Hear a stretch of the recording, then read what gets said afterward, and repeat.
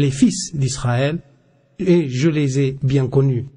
Je suis donc revenu à mon Seigneur, a-t-il poursuivi, et j'ai dit, Seigneur, allège la tâche prescrite à mon peuple.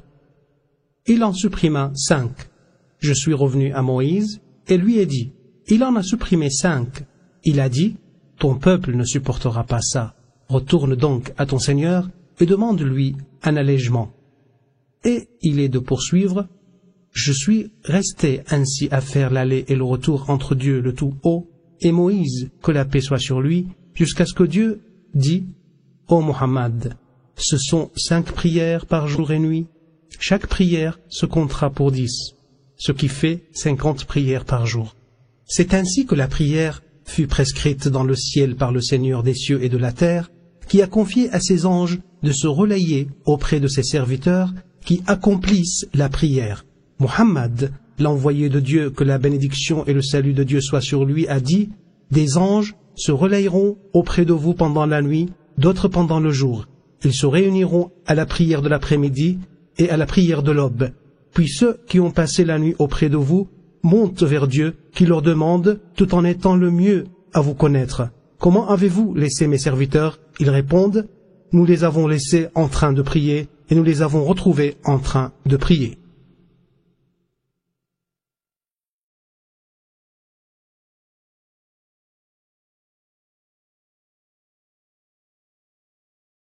La prière. Elle a été citée des dizaines de fois dans le Coran et y est prescrite avec insistance. Un groupe de gens du feu ont péri pour avoir abandonné la prière. ما سلككم في سقر قالوا لم نك من المصلين. L'envoyé de Dieu, Muhammad, que la bénédiction et le salut de Dieu soient sur lui, a dit, si vous êtes en état d'impureté, Dieu n'accepte vos prières que si vous faites vos ablutions. Dieu a ordonné de se préparer à la prière par la purification, en nettoyant la malpropreté et en éliminant l'excrément. Cela nécessite parfois de la part du musulman d'aller aux toilettes. Pour ce faire, quelques règles sont à observer par le musulman. Entrer du pied gauche et dire Bismillah, Allahumma inni a'udhu bika min al-khubuth wal-khaba'ith.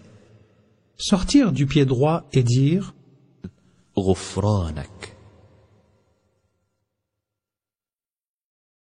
Tâchez d'être à l'abri des regards en satisfaisant un besoin. Ne pas avoir sur soi des choses sur lesquelles le nom de Dieu est mentionné. Faire de son mieux pour ne pas satisfaire un besoin en s'orientant vers ou en tournant le dos à la Qibla. Ne pas parler en satisfaisant un besoin, sauf en cas de nécessité. Ne pas se nettoyer en utilisant ni un os, ni crotte, parce que ce sont les provisions des djinns. Ne pas utiliser la main droite pour se nettoyer de l'excrément, ni pour tenir l'organe.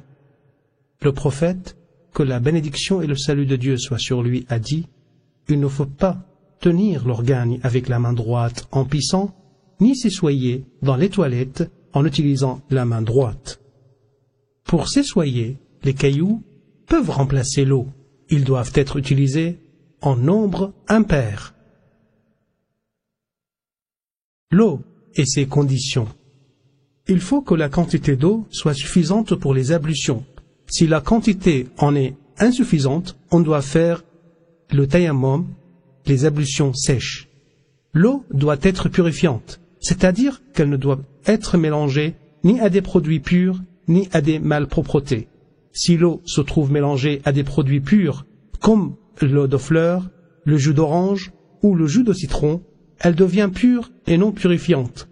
De même, si elle se mélange avec de l'excrément, comme l'urine ou autre, elle devient souillée. Dans les deux cas, l'eau n'est pas bonne pour les ablutions. Cependant, si l'eau change de qualité en raison de l'environnement, rien n'empêche de l'utiliser pour se purifier.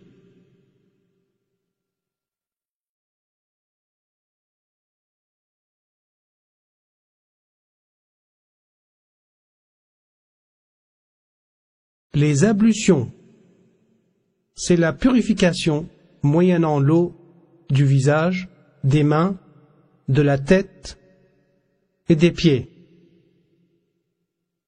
يا أيها الذين آمنوا إذا قمتم إلى الصلاة فاغسلوا وجوهكم وأيديكم إلى المرافق وامسحوا برؤوسكم وأرجلكم إلى الكعبين.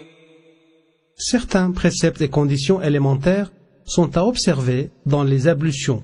Si l'un d'entre eux manque, les ablutions ne seront plus valables ni légitimées. Isbar, ou rinçage des membres avec abondance. Le isbar ne signifie pas l'usage inutilement excessif de l'eau dans les ablutions. إنه لا يحب المسرفين. Tâche, mon frère musulman, de ne pas gaspiller l'eau. D'après Anas bin Malik, que Dieu soit satisfait de lui, le prophète, que la bénédiction et le salut de Dieu soient sur lui, utilisait pour se laver un sa' et pour les ablutions un mad. Or le mad est une unité de mesure équivalent à 3/4 de litre environ, et le sa' est une unité de mesure qui vaut 4 mad. Mon frère le musulman, sache que l'intention est une condition sine qua non dans toutes les pratiques cultuelles pour la recherche de l'agrément de Dieu et la soumission à son pouvoir. Le siège de l'intention est le cœur et non la langue. Le prophète Mohammed, que la bénédiction et le salut de Dieu soient sur lui, dit « Si je ne craignais que ce ne soit pénible pour ma communauté, j'aurais astreint à ses membres de se curer les dents avec un nettoyant à chaque ablution. » Mon frère le musulman, commence par le lavage des mains jusqu'aux poignets avant les ablutions, c'est une sunna. Au réveil, il est recommandé de se laver les mains 3 fois jusqu'aux poignets. Le prophète, que la bénédiction soit sur lui, a dit « Quand l'un de vous se réveille, il ne doit pas plonger les mains dans le récipient avant de les laver 3 fois, car il ne sait pas où elles se trouvaient pendant son sommeil. » الحمد لله الذي أحيانا بعدما أماتنا وإليه النشور. Le prophète, que la bénédiction et le salut de Dieu soient sur lui, a dit « Quand tu fais tes ablutions, rince-toi la bouche. » Et il a dit « Quiconque fait les ablutions doit se nettoyer le nez. » Il a dit aussi « Aspire l'eau par le nez, puis renifle. » Il est obligatoire de se laver les mains 1 fois. Le faire davantage relève de la sunna. Sache que le visage s'étend de la racine des cheveux jusqu'au bout du menton. Si la personne a une barbe touffue, il suffit de la laver de surface. Pas besoin de passer l'eau à travers les poils. Mais il n'y a pas de mal à le faire. Si la barbe est cependant peu touffue, il convient de la nettoyer de l'intérieur pour que l'eau touche la peau apparente. Le lavage des mains et des bras jusqu'au coude. Le coude se situe entre l'humérus et l'avant-bras. Le prophète, que la bénédiction et le salut de Dieu soient sur lui, dit « Si tu fais les ablutions, fais pénétrer l'eau entre les doigts de la main et du pied. » Il est de la tradition du prophète de permettre d'essuyer le plâtre en mouillant d'eau les mains et en essuyant une seule fois tout le plâtre.